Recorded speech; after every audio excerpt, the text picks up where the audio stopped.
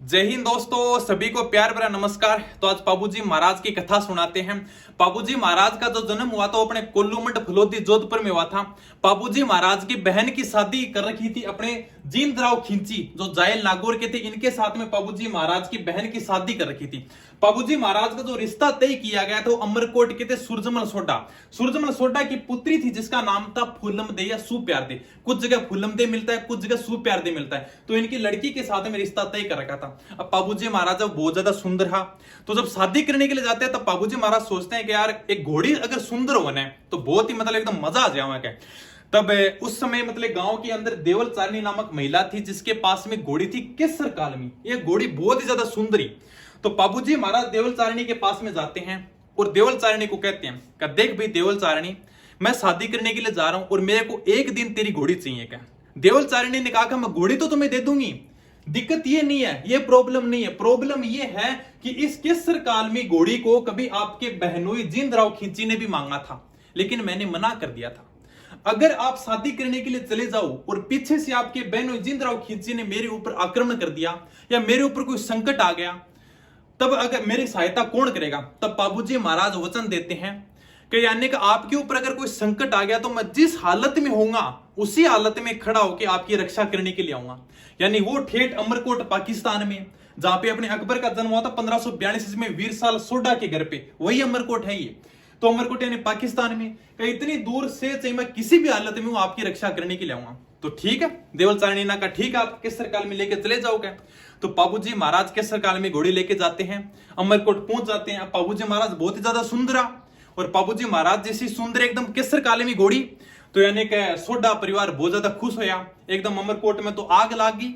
महिला एकदम ऊपर चढ़ चढ़ के देखा भी आज इतना सुंदर बटे हो क्या का आयो क्या अपने सूरजमल सोडा के घर पे। तो उस समय अपने गिरधारी सिंह पढ़ियार ने 4 लाइनें लिखी हैं, उनके बारे में बताता हूं जो अपने बाबूजी महाराज की कथा है।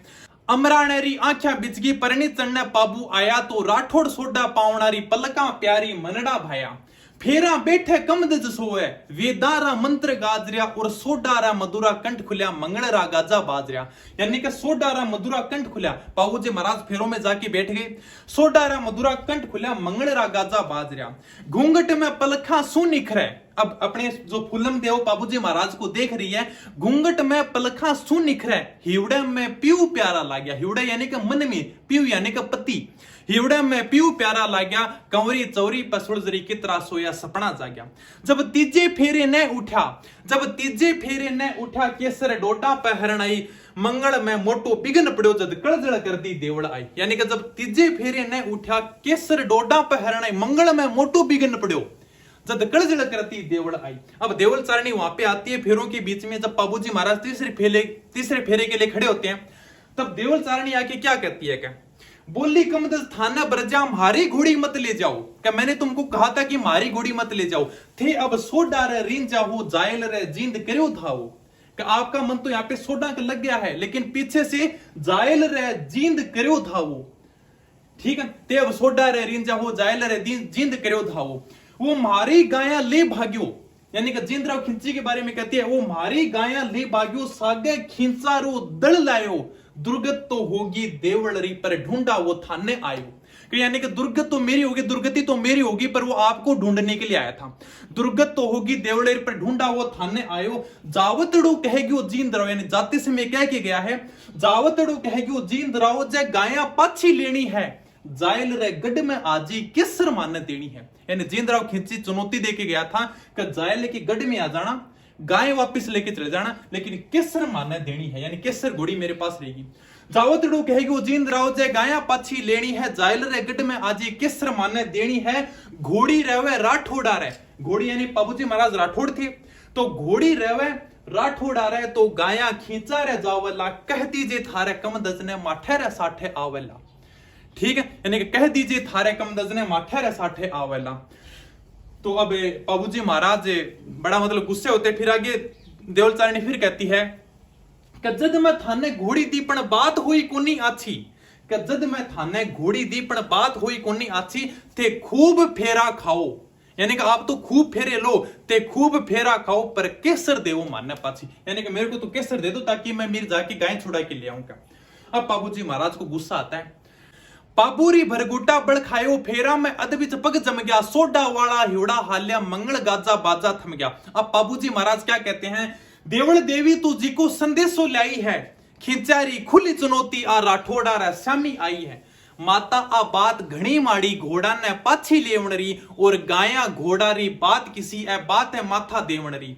थे मनड़े ने काठो राखो, यानी बाबूजी महाराज अब देवल तारणी को समझाते हैं, कहते मनड़े ने काठो राखो में वचना ने नहीं हारेला, खींचा रे बड़सू दबा नहीं के मर जावा के मारेला। इतनू कह गठ जोड़ री गांठ थाम खुलन लग गया बाबूजी, यानी कि इतनू कह गठ जोड़, यानी कि जो गठ जोड़ तो समझते ही हो, यानी कि लड़का लड़की की जो बेगा दोनों के पल्लू मान देते हैं गठ जोड़। इतनू कह गठ जोड़ री गांठ थाम खुलन लग गया बाबूजी, अमराणो सारो दूज उठ्या फुल्लम देरी काया दूजी। अमराणो सारो दूज उठ्यो फुल्लम देरी काया दूजी। अब सूरजमल सोडा विनती करते हैं बाबूजी महाराज के पास में, क्या विनती कहते हैं, सूरजमल सोडा कयो राव ते मासूमती करो एड़ी, अदबियाई कन्या छोडो ला तो बात घणी होसी माड़ी, सोडा रे लक्षण लागला सुगना वाली सुबह वेला में, और विघन पड़ेला राव आज अमरेला की रंगरेला में। यानी कि अदबियाई कन्या छोडोगा तो सोडा का लक्षण लागेला, यानी पीढ़ा मतलब पूरी पीढ़ी की जो कमाई है उसके लक्षण लगेंगे, उसके मतलब बेका जो कहते हैं ना जैसे उसकी तो बुराई होगी कि सोडा रे लक्षण लागेला सुगना वाली सुबह वेला में, और विघन पड़ेला राव आज अमरेला की रंगरेला में। अथलेवो छूटे अद बीच में, अथलेवो छूटे अद बीच में, यो करम बड़ो है अणहु तो, सोडा री कंवरी सो बत्ती गाया री कीमत मत बूतो। अब सूरजमल सोडा कहते हैं, ते कमद बिराजो फेरा में, का तो फेरों में बैठो, ते कमद बिराजो फेरा में, देवल ने मैं बना ले श्याम, का देवल ने मैं बना ले श्याम, खींची जितनी गाया ले गयो उनसे दुगनी गिनवा दे साम, यानी खींची जितनी गाय लेके गए उनसे दुगनी गिनवा देंगे, आप तो फेरा में बैठो। ते कमद बिराजो फेरा में, देवल ने मैं बना ले सा, खींची जितनी गाय ले गयो उनसे दुगनी गिनवा दे सा, धीरज सु बात निमड़ जासी या अण होती ही हुई है, वो जींद राव दूजो कोनी कमद थाको बहनोई है। यानी क्या कहते हैं कि वो जींद राव दूजा नहीं है, आपका बहनोई है। अब बाबूजी महाराज क्या कहते हैं, राठौड़ कहो सोडा राणा ए वचन सिरा पे धारेड़ा, क्यूकर देवा केसर पाछी बाजोट वचना में हारेड़ा। कहने के क्यूकर देवा केसर पाछी है तो वचन है, मतलब हमने एकदम प्रण ले रखा है। राठौड़ कहो सोडा राणा ए वचन सिरा पे धारेड़ा, क्यूकर देवा केसर पाछी बाजोट वचना में हारेड़ा, खींची आ बात करी माड़ी, रजपूत चोवे काकड़ कोई, सोया पाबू रे मगरा में भालो मार्यो है बहनोई। यानी कि सोया पाबू ने मगरा में भालो मार्यो है बहनोई।